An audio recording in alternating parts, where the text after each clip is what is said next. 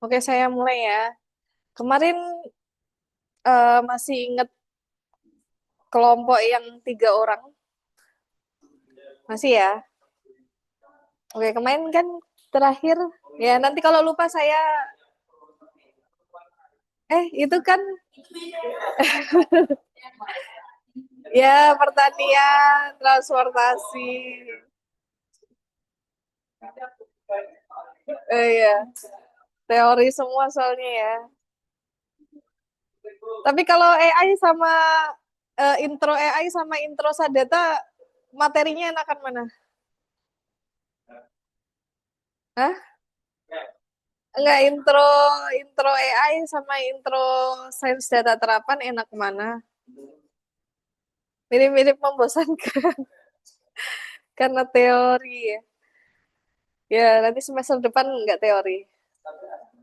Gimana? Berimajinasi.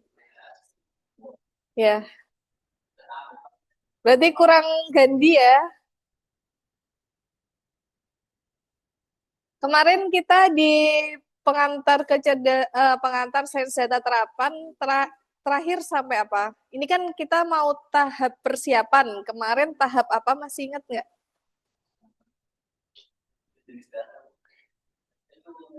Oh, oke oke benar-benar. Jenis-jenis data ya. Tapi kayaknya ada namanya tahap apa ya?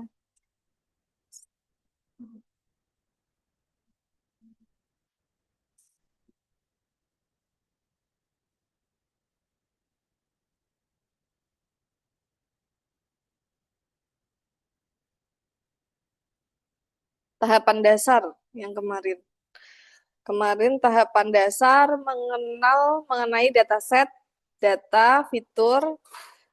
Kalau di sains data tuh nanti namanya fitur, tapi kadang kalau di ilmu lain tuh namanya atribut. Jadi nanti kalau dengar kata atribut itu nama lain dari fitur. Atau mungkin kalau bahasa awamnya faktor. Oke. Jadi kalau di sains data terapan, sebenarnya ketika kita sudah punya data atau dataset, itu apa yang perlu kita siapkan? Sebelumnya pernah saya sampaikan poin-poinnya, workflow dari sains data terapan ya. Ada yang masih ingat nggak? Mengambil data, kemudian sebelum diolah ada lagi, ya disiapkan dengan cara, ya sebelum dibersihkan kita sebelumnya menentukan dulu kan ya, mana yang kotor, mana yang bersih ya, baru kita tahu tahu dibersihkan atau enggaknya. Itu namanya ini nanti ada tulisannya di sini. Namanya eksplorasi data. Jadi kita cari tahu dulu tuh datanya tuh sebenarnya kayak gimana ya. Jadi dieksplor. Jadi kita lihat strukturnya. Kemarin kan kita tahu jenis data ya. Nah, di eksplorasi data ini kita coba lihat dari masing-masing kolom atau fiturnya itu jenis datanya tuh apa? Apakah dia numerik?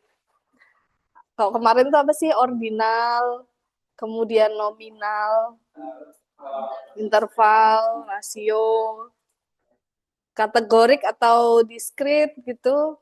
Maksudnya angkanya bisa dihitung atau angkanya itu merupakan simbol. Jadi kita harus tahu dulu, karena kalau kita itu aja nggak tahu, nanti pas ngolahnya dikira yang tadi angka 1, 2, 3 itu dikira diskrit, bisa dihitung, ternyata dia kategori. Jadi kan kalau dijumlahin nggak bisa ya. Misalnya tadi yang dulu tuh jenis kelamin 1 dan 2, 1 tuh laki-laki, 2 tuh perempuan. Itu kan nggak bisa dioperasikan ya. Misalnya kita lihat persebaran jenis kelamin laki-laki ada berapa, perempuan ada berapa. Jadi seperti dikelompokkan. Yang 1 itu jumlahnya berapa, yang kategorinya 2 itu jumlahnya berapa. Nah, itu kalau kita mau lihat persebarannya, itu biasanya mengecek jenis data. Kalau ada yang pernah pakai Excel, terus kita mau masukin datanya itu berupa nomor handphone. Itu kan kalau kita salah memilih jenis data, itu kan angka nol di awal itu nggak bisa ketulis ya. Karena kan nggak ada bilangan yang 0,8, adanya 0,8 ya. Nah, seperti itu fungsi kita tahu jenis-jenis data. Kemudian setelah tahu jenis datanya, kita lihat apakah datanya itu ada yang double atau nama lainnya duplikat. Jadi kalau datanya itu identik, itu tidak akan memberikan informasi lebih untuk si datasetnya itu. Jadi itu hanya perulangan aja. Jadi lebih baiknya itu dihapus. Kemudian kita lihat apakah jumlah datanya itu sama dengan untuk masing-masing kolom. Misalkan datanya itu ada 100, tapi ternyata kolom gaji itu hanya ada sampai 89. Berarti ada sekitar 11 data di kolom itu yang kosong. Tuh, nanti kita tentukan apakah data yang kosong itu perlu kita isi dengan ya ada beberapa tekniknya atau kita hapuskan. Karena kalau kosong kayak gitu, itu nanti akan mengganggu kita dalam membuat model prediksi. Kemudian, kalau metode statistik deskriptif, ada yang tahu itu apa? Ya SMA udah pernah diajarin ini. SMA atau SMP ya?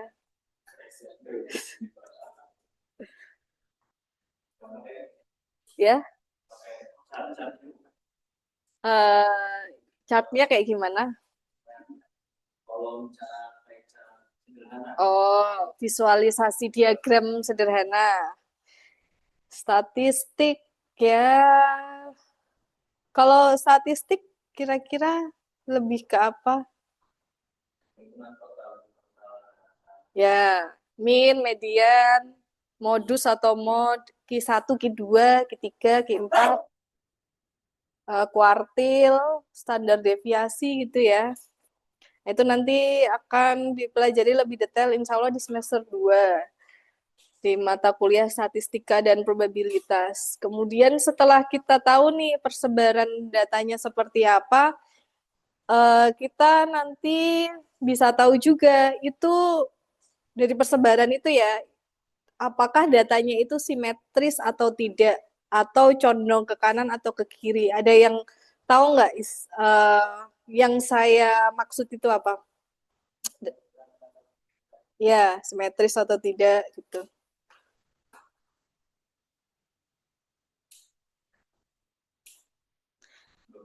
Katakan datanya 100 ya. Kemudian datanya 100, intervalnya tuh dari 0 sampai 100. Ternyata mayoritas data itu nilainya itu di antara 75 sampai 100. Sedangkan nilai-nilai 20, 30 itu paling cuma 1, 2, 3. Sehingga kan datanya condong ke arah yang agak atas ya. Nah, itu tidak simetris. Itu bisa dikatakan punya apa ya? Ada yang namanya punya ekor. Ekornya itu ke kanan atau ke kiri. Jadi kalau kalau simetris kan bentuknya kayak lembah ya. Kalau lembah tuh naik apa turun ya? Oh, salah. Ke atas tuh apa? Bukit. Oke, punya bukit yang bentuknya simetris. Nah, itu persebarannya sama. Kalau tadi kayak gitu, itu berarti awalannya kecil, ekornya ya. Kemudian jendul apa sih? Bukit itu ya. Ya, itu berarti asimetris. Nah, seperti itu kurang lebih gambarannya.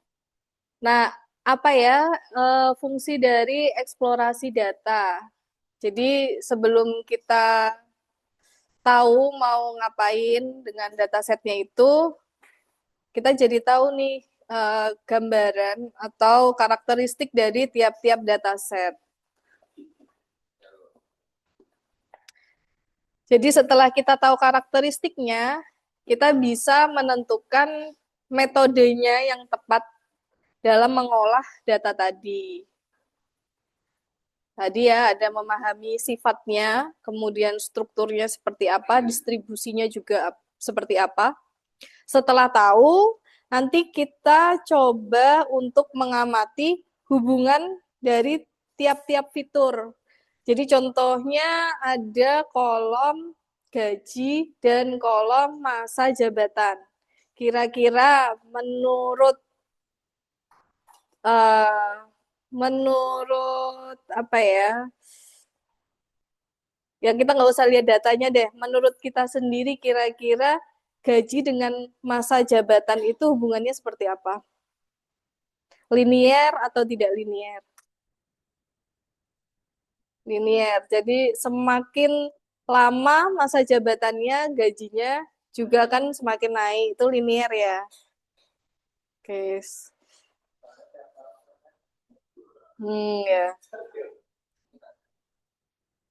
Nah, itu hubungan antara satu fitur dengan satu fitur. Nanti ada juga hubungan antara satu fitur dengan dua fitur.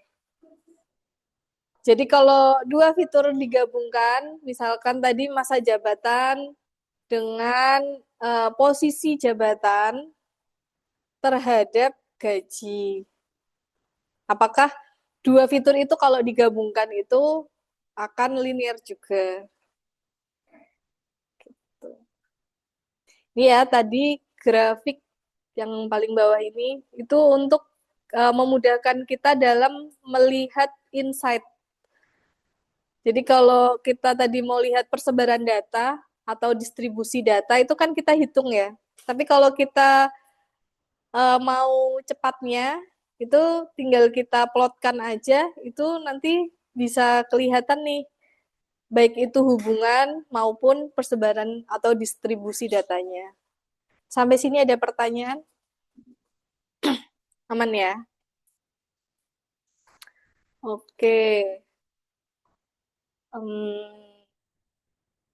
jadi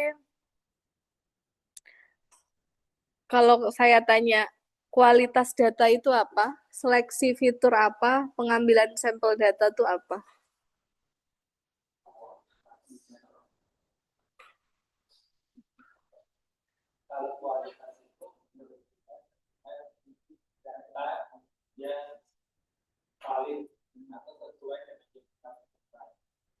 Ya,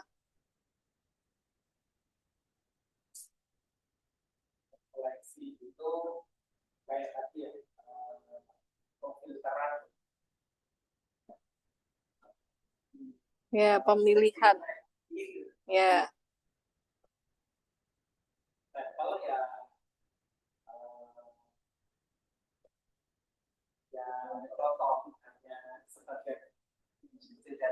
oke. Ini yang jawab Pak Syahrul semua nih. Maksudnya, maksudnya teman-teman gak ada yang mau jawab. Mau diborong semua. Oh gitu.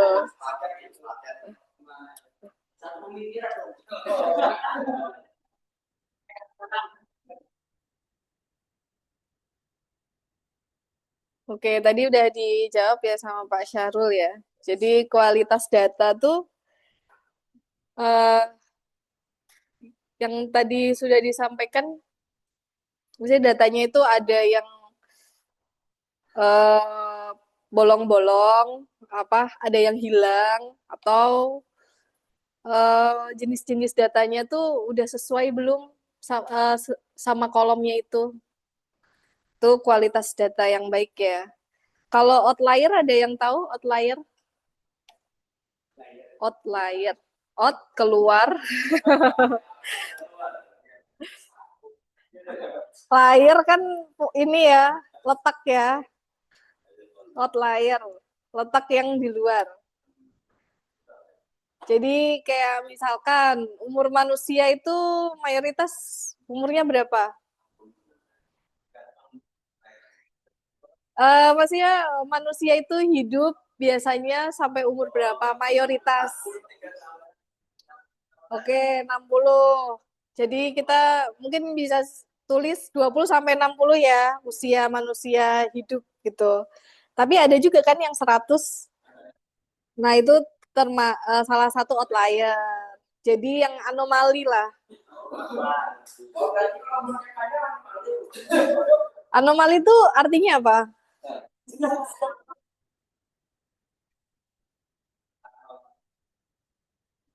Anomali sesuatu yang ini ya, nggak umum.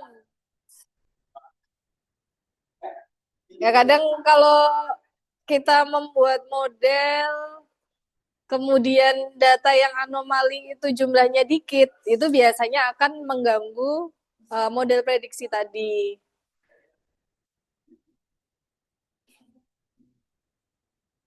Kemudian yang seleksi fitur tadi ya, itu nanti bisa eh, jadi kita punya dataset, kemudian kita punya banyak fitur, kita tentukan nih mana fitur-fitur yang digunakan untuk memprediksi model. Itu dibutuhkan seleksi fitur. Itu kalau kita mau membuat mesin learning ya, kita menggunakan algoritma mesin learning. Tapi kalau kita pakai deep learning, kita nggak perlu lagi seleksi fitur. Jadi fiturnya itu sudah diseleksi otomatis menggunakan deep learning. Kemudian nanti untuk menghasilkan model itu nanti hasilnya itu bisa overfit atau underfit. Ada yang udah pernah dengar overfit atau underfit? Over berlebihan, fit. Ini ini amal jariahnya Habib ini perkata ya. Overfit, underfit.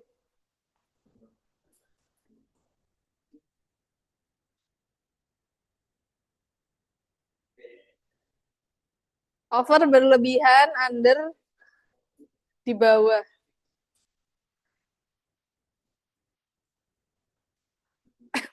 Gimana?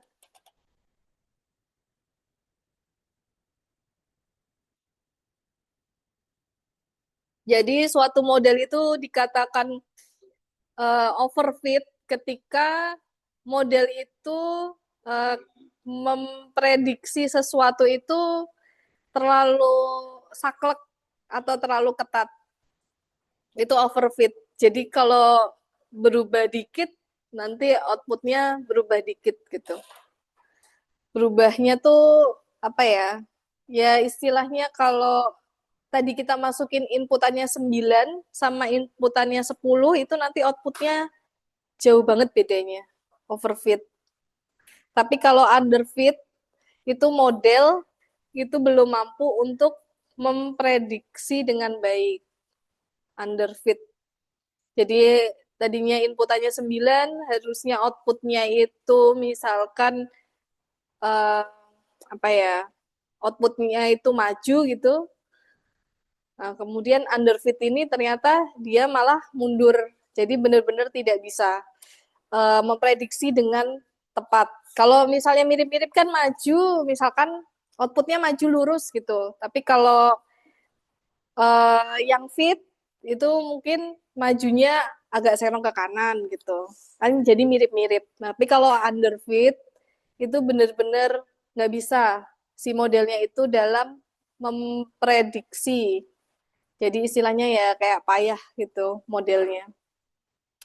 Kemudian tadi sampel ya. Sampel itu sebagian kecil data dari dataset. Nah, nanti kalau misalkan menghitung standar deviasi atau menghitung apa lagi ya? Itu kan ada rumus untuk sampel sama populasi itu kan beda ya. Kalau ada yang masih ingat. Statistika tuh belajar SMA ya? Apa SMP? Beda ini ya, kurikulum.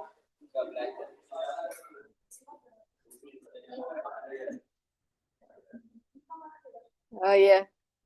Nanti berarti belajarnya pelan-pelan di statistika ya.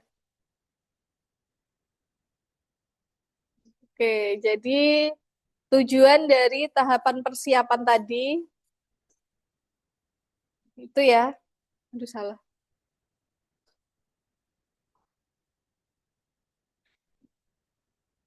Yang pertama memahami data,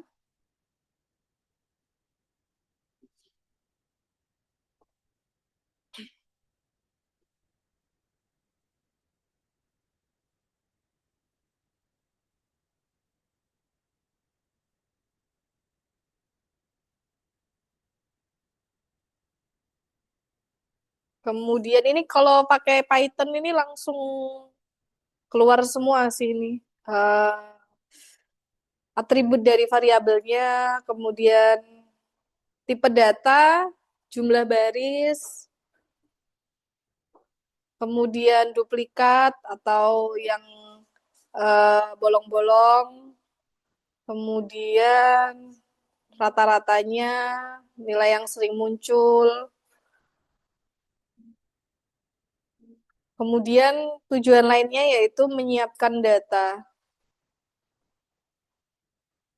Jadi kalau kadang itu kita dapat data dari internet, itu kadang jenis datanya itu dari datasetnya itu belum tepat. Jadi kita coba cermati data-datanya itu seperti apa, kemudian kita pastikan formatnya itu udah sesuai atau belum. Apakah dia angkanya itu discrete atau kategorik.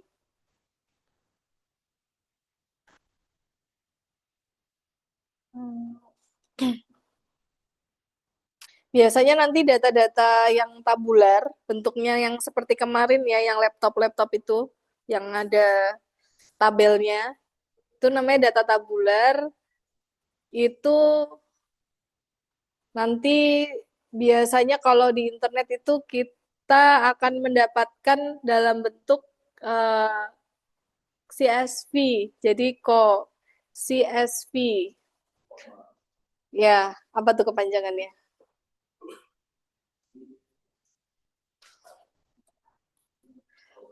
Comma separated value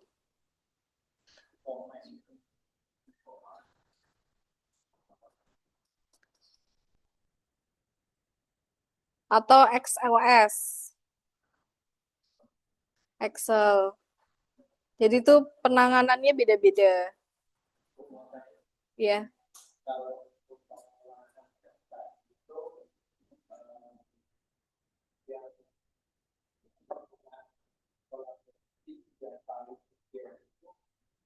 Hmm.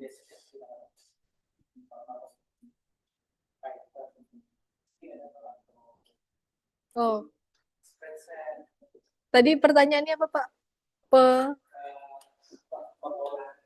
hmm,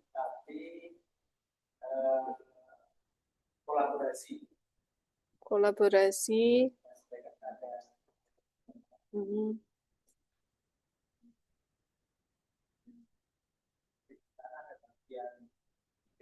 hmm,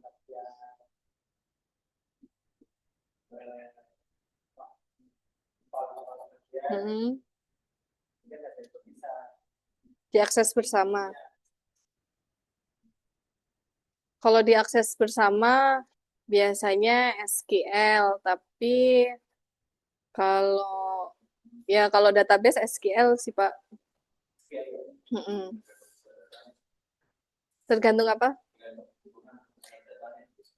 Ya, kalau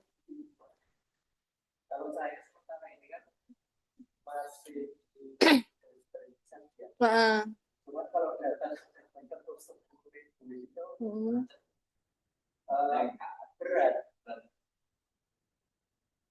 Berat untuk menginputkan atau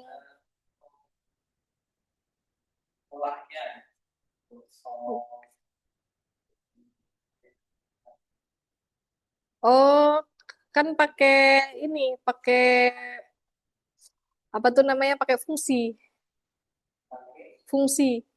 Heeh. Maksudnya loading gitu ya. Kalau loading kan jatuhnya ke RAM ya.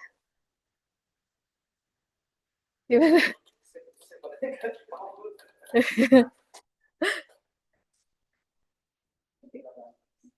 Iya nggak, Pak?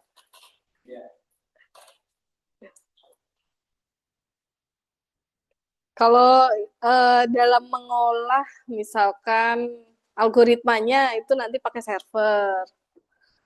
Tapi kalau masih yang cari apa tadi ya sorting gitu, ya kan pakai fungsi Excel biasa.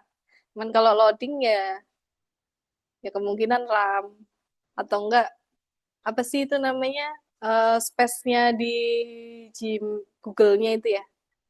Kan tiap akun kan ada space.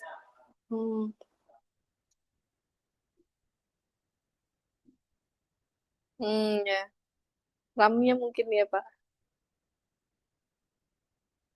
Keberatan. Oke ya. Ini tujuan lain dari tahapan persiapan. Jadi em,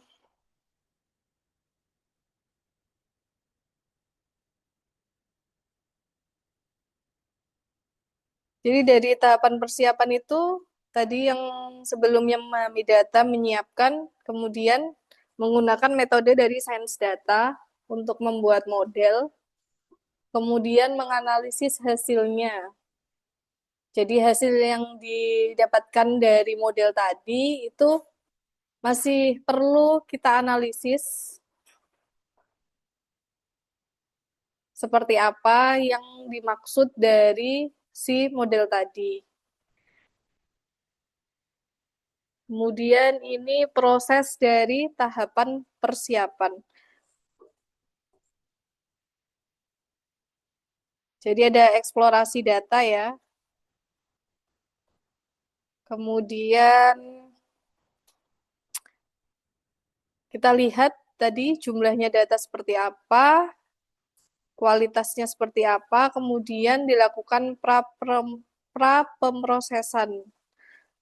Jadi formatnya tadi ya, noise itu maksudnya ada yang tahu noise? Ibu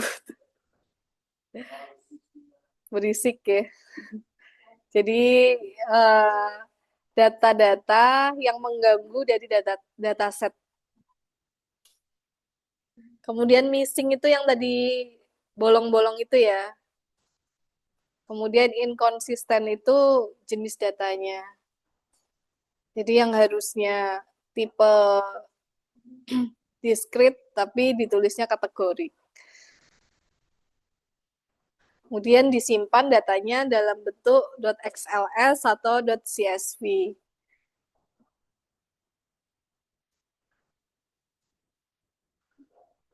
Kemudian hasilnya,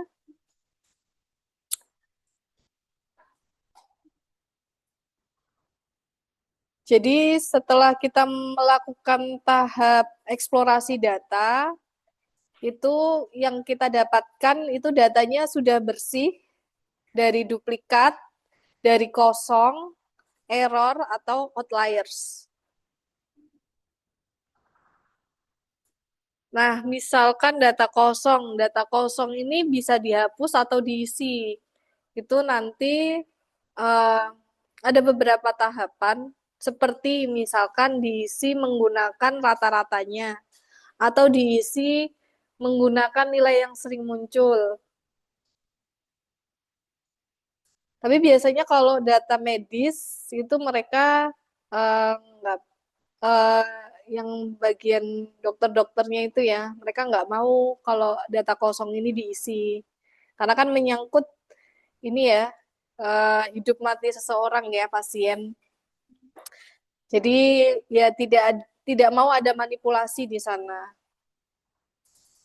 Tapi kalau kayak kita mau membuat model untuk penyiraman tanaman secara otomatis gitu, em, berdasarkan suhu itu bisa kita manipulasi data kosongnya ini. Karena kan nggak masalah ya tanaman. Kemudian Selanjutnya, ini panduannya.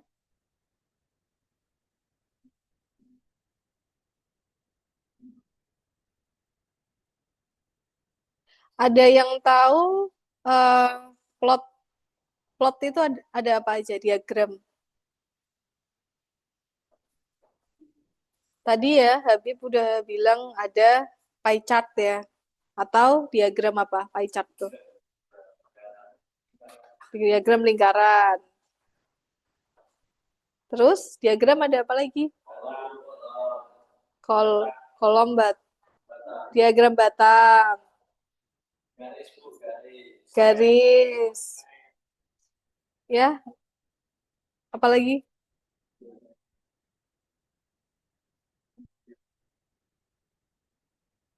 Kalau box plot ada yang pernah dengar?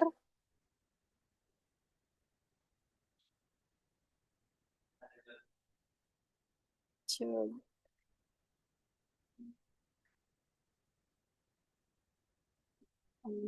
Ya.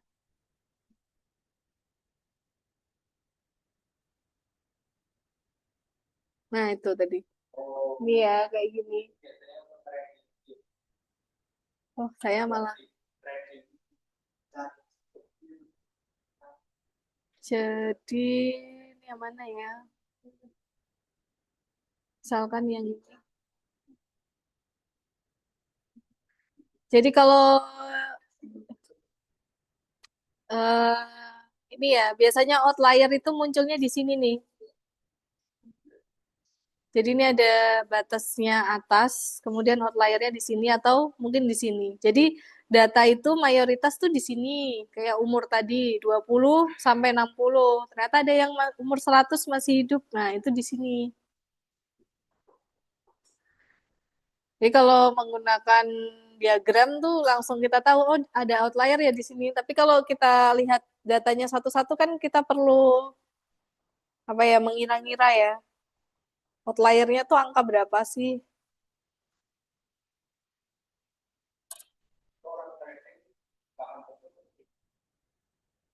Trading pakai ini ya? Hmm.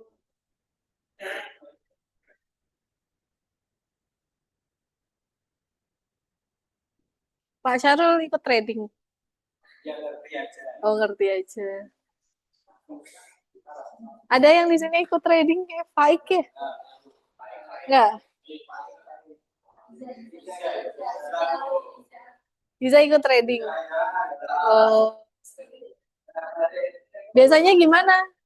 Trading itu pakai ini diagram ini. Jadi bukan pakai box plot. Oh.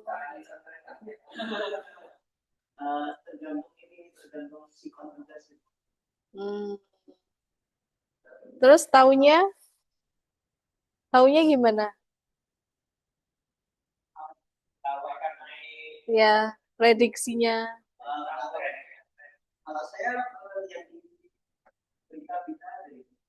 Oh, enggak ini sendiri. Enggak.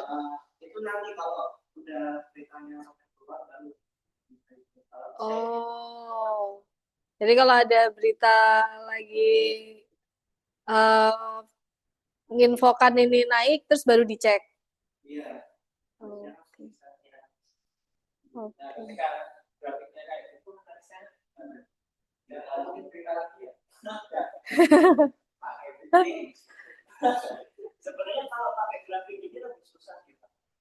Berarti pakai Fibonacci.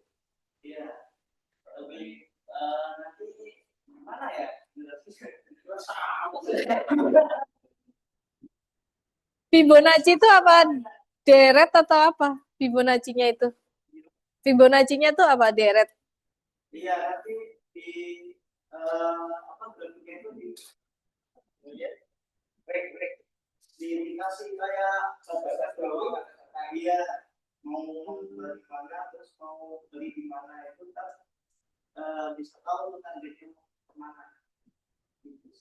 Oke.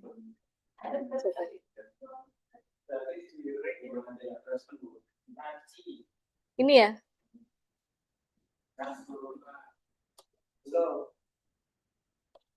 Ini kah?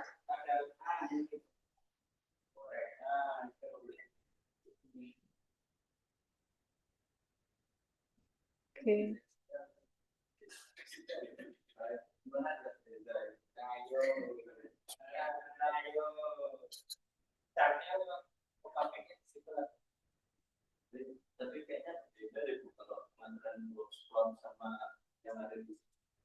Hmm. Hmm.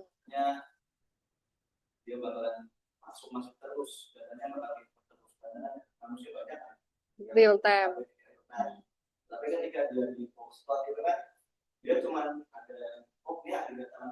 Hmm. Hmm. Hmm. Hmm. Hmm.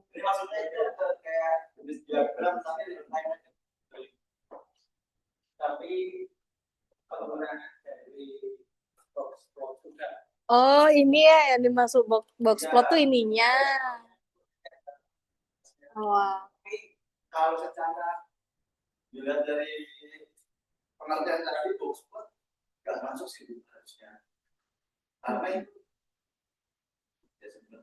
Ini satu satu kayak gini nih artinya apa nih? Ah. Hmm.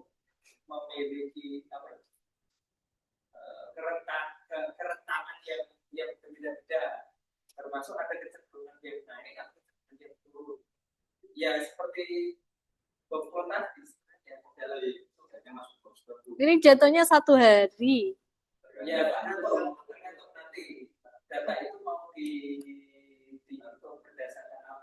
Hmm, ditentukan dulu ya. Tapi biasanya ini apa? Per waktu apa per hari atau per berapa hari? Tergantung berarti sekarat ya. Ya, ikutan ganti ya.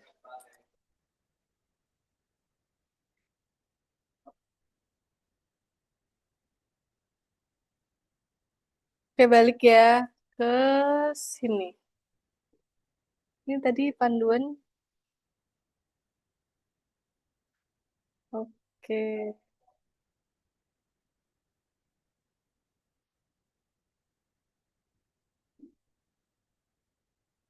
ini sudah ya.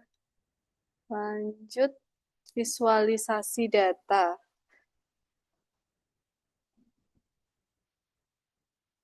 Jadi kayak tadi ya, ada grafik garis, batang, titik atau sketcher ya. Kemudian, ya kalau di statistika tuh ada uji hipotesis. Kemudian nanti di machine learning tuh ada regresi, klasifikasi.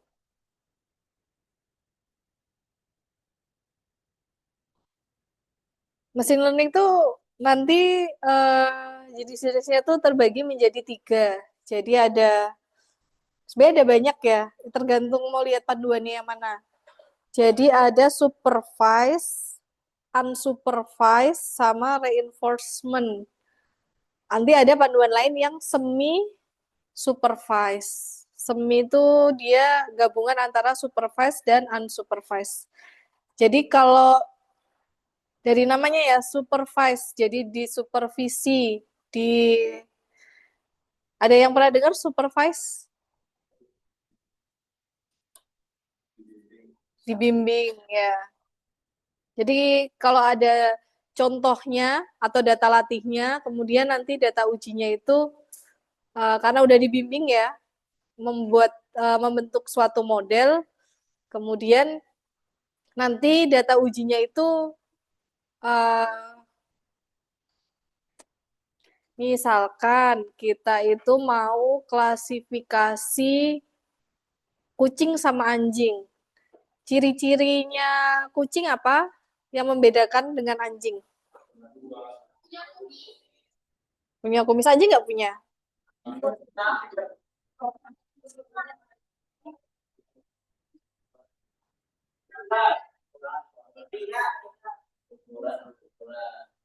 Apa yang membedakan antara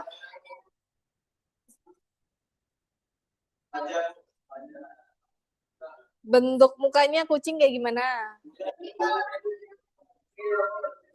Kalau anjing, tapi kan ada yang anjing Chihuahua itu ya.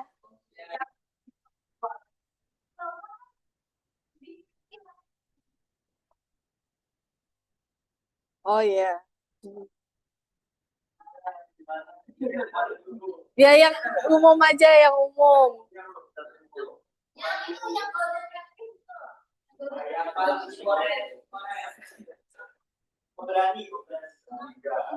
Misalkan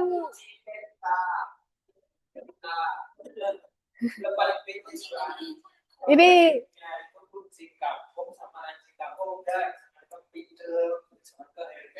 ya, ya, ya. Kucing ciri dari telinga misalkan kucing itu pendek, runcing. Kalau anjing panjang ya, lebih panjang ya. Katakan kita bilang kucing itu telinganya panjangnya misalkan 5 cm. Kalau anjing itu di atas 10 gitu ya. Itu kan kita mau ngomongin data tabular ya, yang bentuknya tabel-tabel tadi. Kita pakai numerik maksudnya. Kemudian lidahnya mungkin kalau kucing sekitaran ukuran berapa?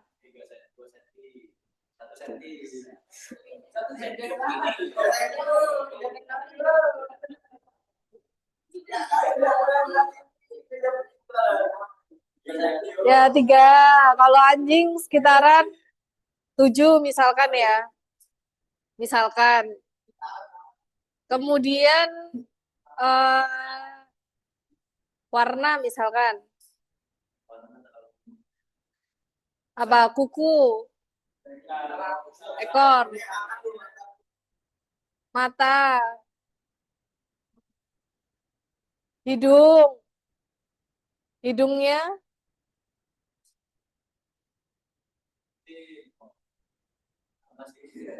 ya misalkan kayak tadi ya kucing diameternya bentuknya lingkaran nggak sih? Ya diameternya misalkan 2 cm. Kalau anjing dia 2 cm.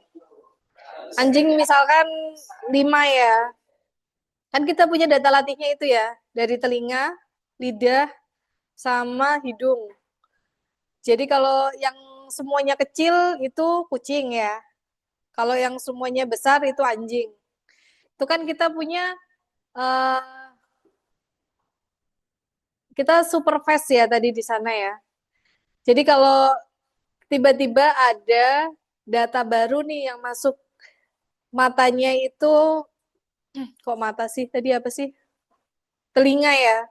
Telinganya itu 5 cm, lidahnya itu 2,5 cm, kemudian diameter hidungnya itu 3 cm. Kira-kira dia masuk kucing atau anjing? Itu supervisi, supervise. Kemudian kalau mesin learning yang unsupervised, itu dia sama sekali nggak punya uh, bimbingan ya, data latihnya gitu. Jadi ada sekumpulan data, contohnya di ruangan inilah ada 18 mahasiswa. Terus uh, kita nggak tahu nih karakteristik dari tiap-tiap orang.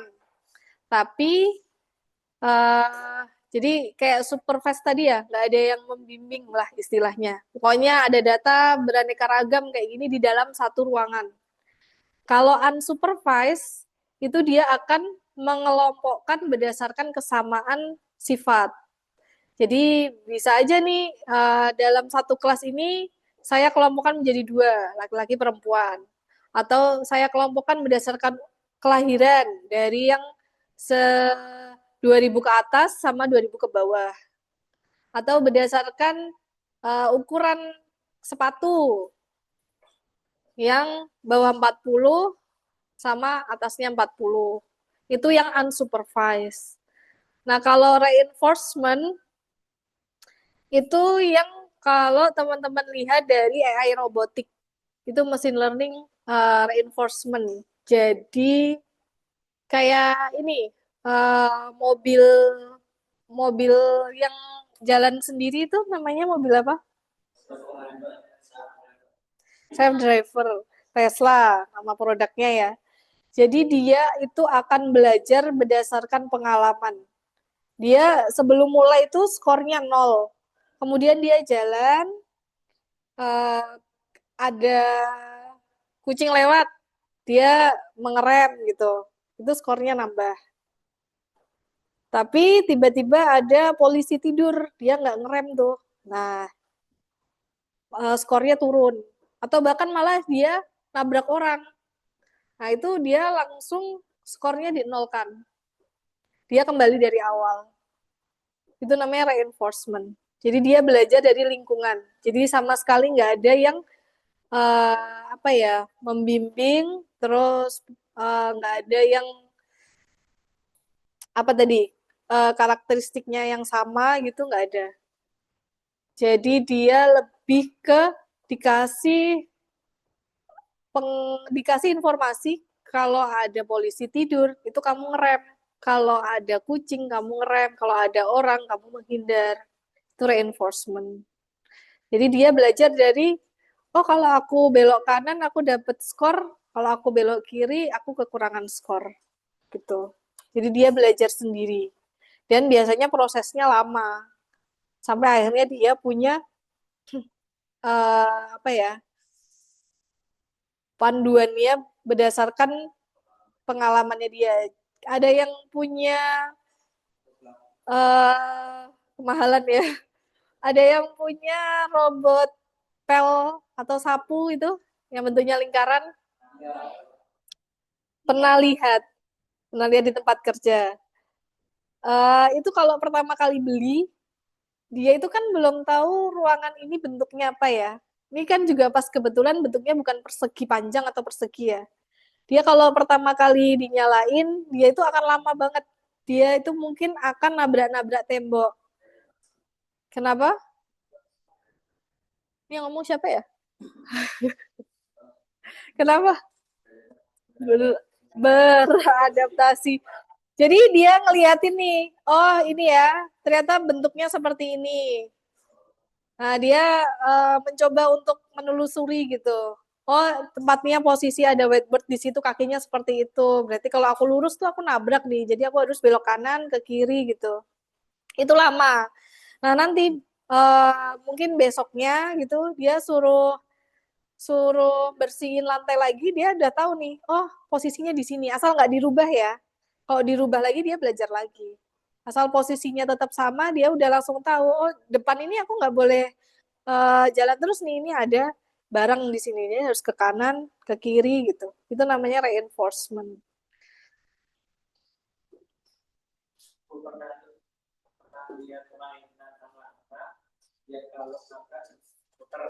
Oh ya. Yeah.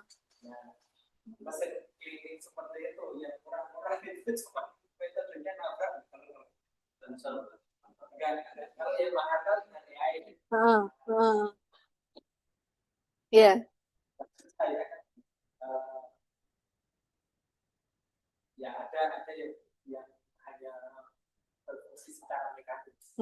Betul, itu mekanik.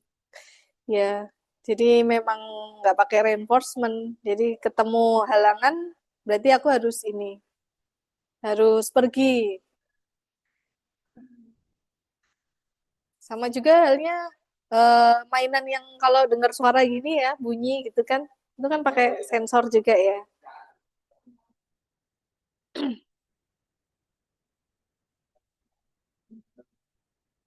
Jadi yang nomor 8 ini tuh machine learning yang supervised ya.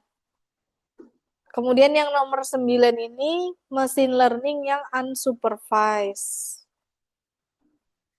Jadi kalau association rule tuh contohnya kayak eh, biasanya tuh orang kalau di supermarket kalau dia beli popok kemungkinan popok bayi kemungkinan dia akan beli susu. Jadi eh, apa ya, hubungan, aturan hubungan dari perilaku orang. Nah, kadang triknya dari supermarketnya itu menempatkan popok popok bayi dengan susu itu di jarak yang agak jauhan, biar orang itu bisa jalan-jalan lihat dulu produk yang lain. Siapa tahu beli yang lain. Ya, betul. Sampai sini ada pertanyaan?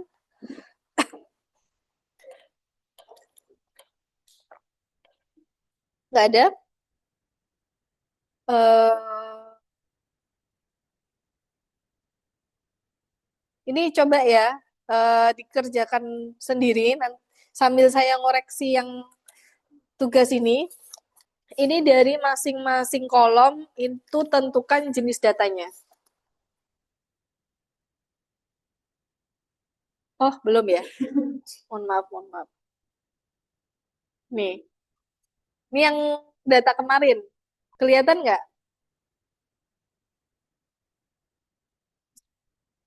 Tentukan jenis data, kemudian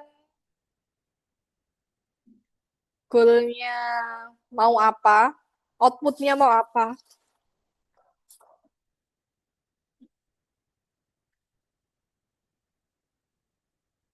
Kemudian tentukan fiturnya dalam menentukan goal tadi.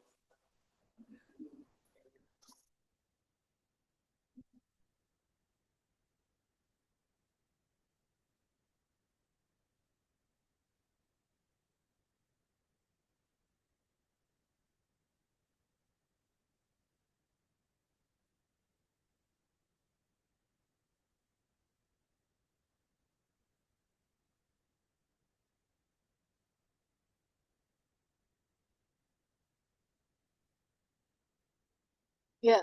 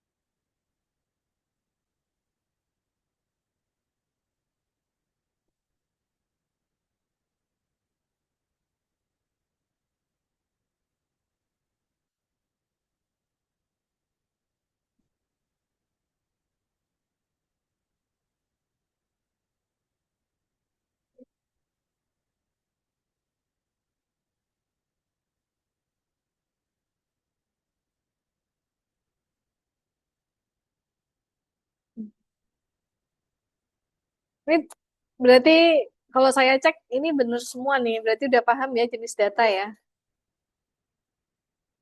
Ya coba ini langsung kita bahas aja ya. Kalau price ini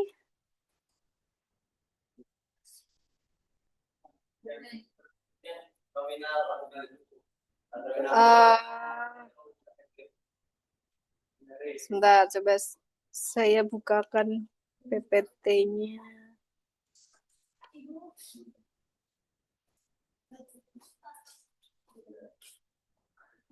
Ya,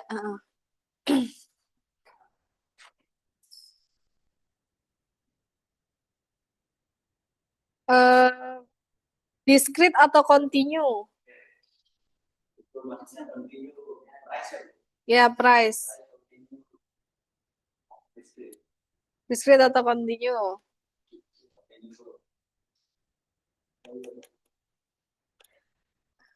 Ini semua sepakat continue nih.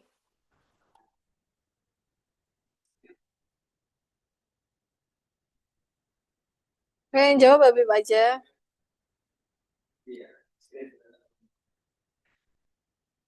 Ini yang ini yang hadir cuman Habib. Tadi yang hadir cuman Pak Syahrul. Sekarang yang hadir cuman Habib. Gimana? Satu suara. Nggak, ini kan kuantitatif ya, dapat dihitung ya.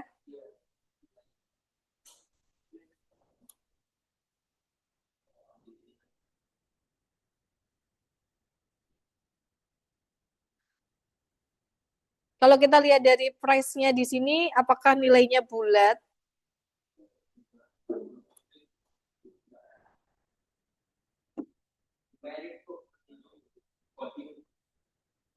Ini sebenarnya, ini satuannya apa ya? Euro itu kan angkanya 1 ya? 1, 2 kayak gitu ya. Terus kalau ini maksudnya 50.000 apa 50 koma?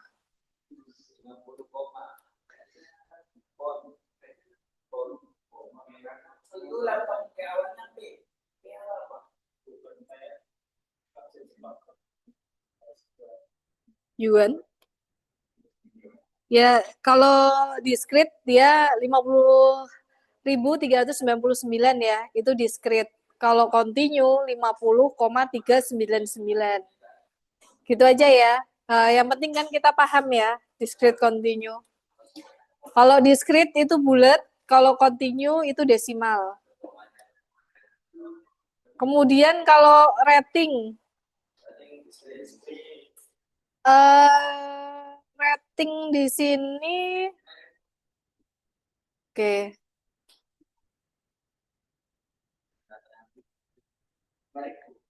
Ini kemungkinan ratingnya ini nilainya 1 sampai 100. Jadi dia kategori rating kan ini ya, maksudnya ada batasannya ya. Namanya rating bintang 1 sampai bintang 5.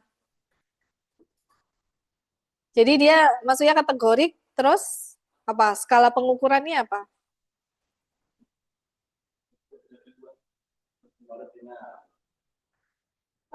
Coba nih saya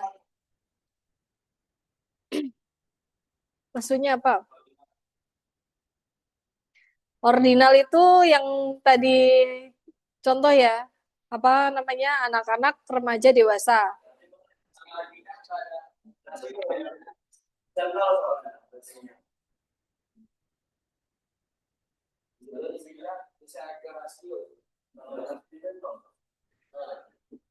Oke, ini nggak jelas ya ratingnya berapa. Ratingnya, oh gini. Jadi eh, nol mutlak dari rasio sama interval itu bedanya adalah nolnya itu nol mutlak tuh maksudnya nolnya tuh berarti nol beneran gitu loh. Jadi kalau ratingnya nol,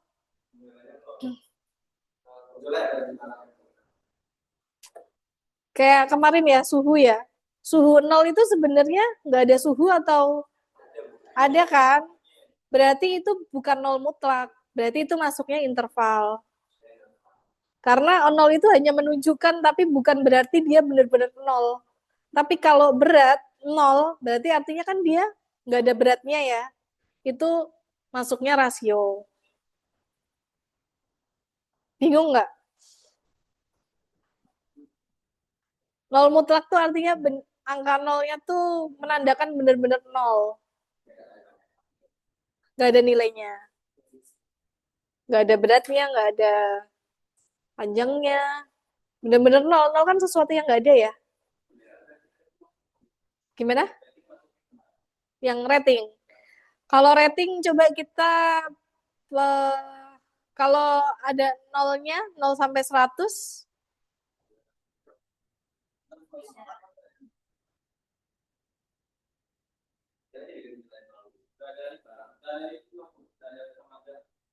nggak ada apa?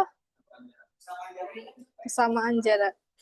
Kalau kalau ratingnya saya tulisnya 30 sampai sampai 70, 30 sampai 80.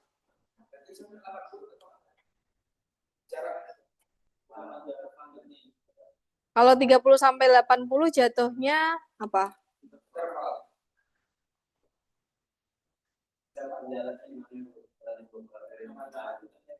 Kesamaan jaraknya kan eh, kelipatannya kan 1 ya.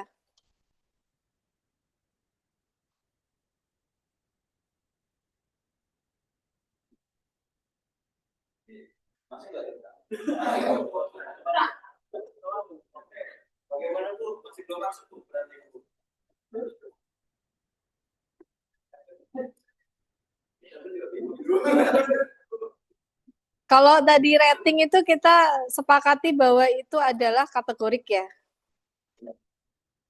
Oke. Kategorik kan?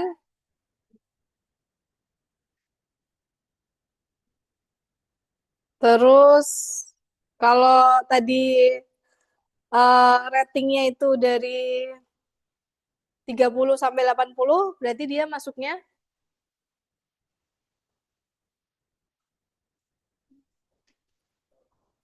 Ini coba saya liatin.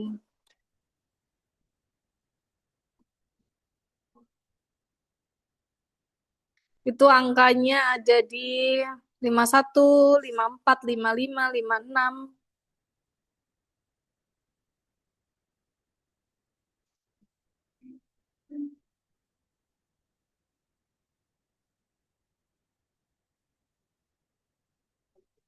Apakah rating yang nilainya 71 dengan yang 53 itu menunjukkan urutan?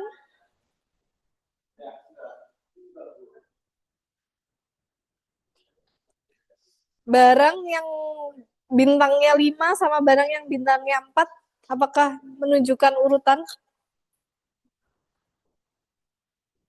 Urutan maksudnya bisa diurutkan.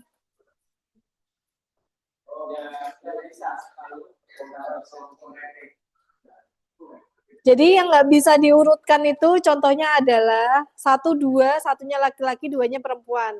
Itu diurutkan nggak bisa ya. Tapi kalau uh, barangnya barangnya ini ratingnya 5, barangnya ini ratingnya 4, bisa diurutkan nggak? Bisa.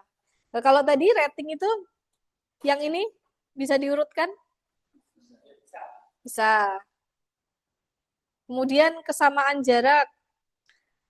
Ratingnya tuh ada ininya nggak? Kira-kira ada jaraknya nggak?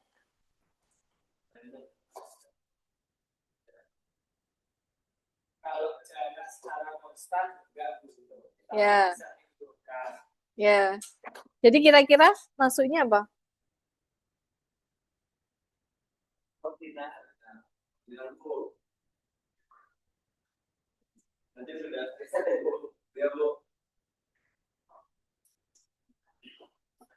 Ordinal ya?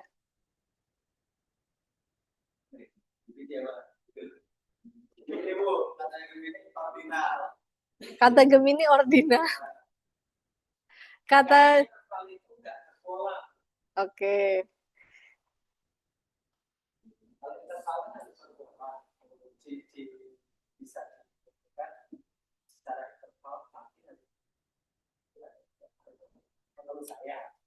Ya ini karena kan sampel.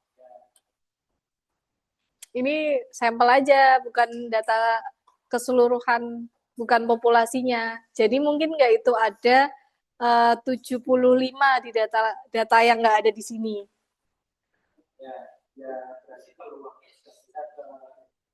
Ya, karena ini sampel ya. Oke, kemudian apalagi ya udah ada, nggak ada ya. Yang lainnya ini kategorik ya, SSD. Kalau SSD itu kan jelas ya, 512 kan nggak mungkin ada 510. Jadi 512 atau satu, kemudian ada berapa lagi? 256. Berarti kategorik ya. Kategorik dia masuknya apa nih? Oke. Kemudian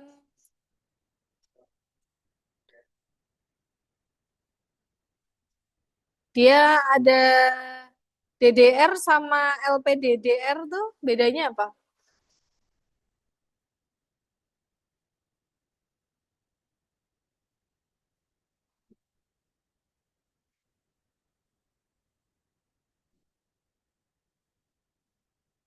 Ini nanti saya sampai jam berapa ya? 10 pas. Ya, 10 pas. Oke.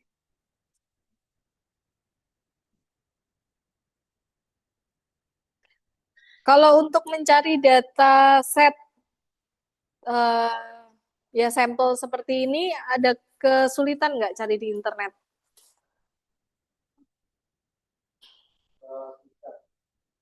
Bisa ya, coba cari di Kaggle. Kemarin masih ingat timnya? Ya. Kemarin yang transportasi ada Pak Syahrul, Yasmin, sama Aisyah. Kemudian kesehatan ada Habib, Ibrahim, sama Ridwan. Keuangan ada Zaki, Karin, sama Tifa. Pemerintahan ada Raihan, Yuda, sama Awan. Pendidikan ada Naja, Gandhi, sama Ibnu. Pertanian ada Iza, Faik, sama Ais. Nah, ini coba dicari berdasarkan bidangnya itu, sampel kayak gini ya. Kemudian analisis jenis datanya, masuknya seperti apa. Kemudian ini tadi belum goalnya ya. Jadi dari dataset itu goalnya apa? Dari nama kolom-kolom itu tentukan fitur-fitur mana yang mempengaruhi dalam kita membuat model prediksi yang tepat. Kalau yang data ini misalkan kita goalnya untuk memprediksi harga dari laptop. Kemarin kan sempat ada yang jawab eh, fiturnya ada core, RAM, sama SSD ya. Kalau misalkan kita pakai, ini belum ngolah, kita pakai eh, analisis sendiri, itu semakin core-nya itu semakin high class, kemudian RAM-nya itu semakin tinggi, SSD-nya itu semakin besar, itu apakah nilainya itu semakin mahal, harganya itu semakin mahal atau semakin murah? Ya, itu perlu dianalisis. Ini kan kebetulan datanya hanya ada 15 ya. Jadi tiap baris itu coba di dibikin aturannya ya. Jadi kayak core-nya itu, ini kan core-nya misalkan ada berapa?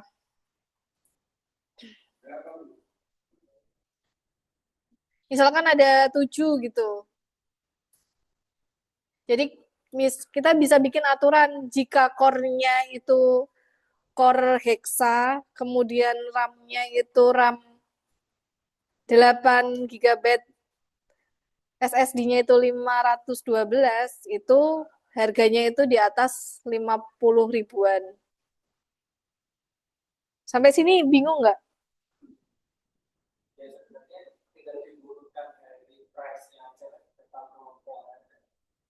Ya, bisa.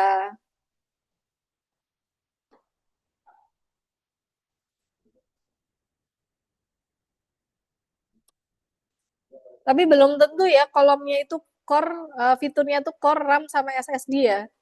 Bisa aja yang mempengaruhi rating juga bisa.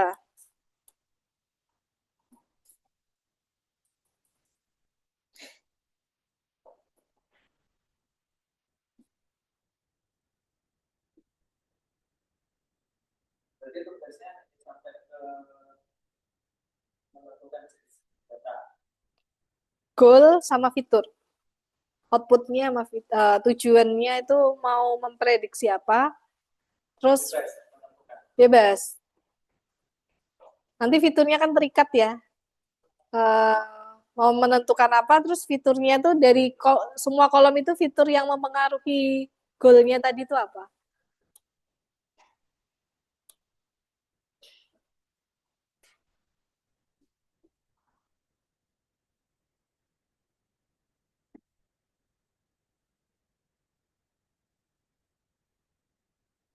Kemudian ada yang duplikat atau tidak, ada yang missing value atau tidak, ada yang inkonsisten atau tidak.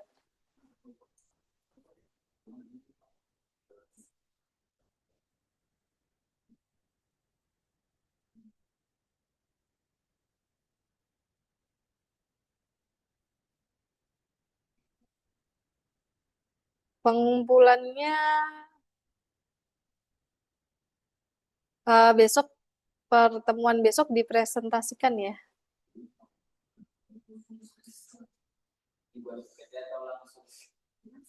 Langsung apa?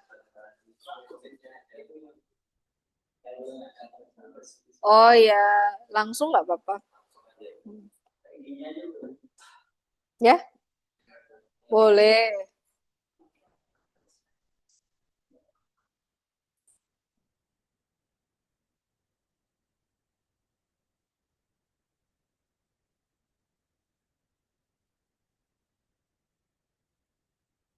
Oke.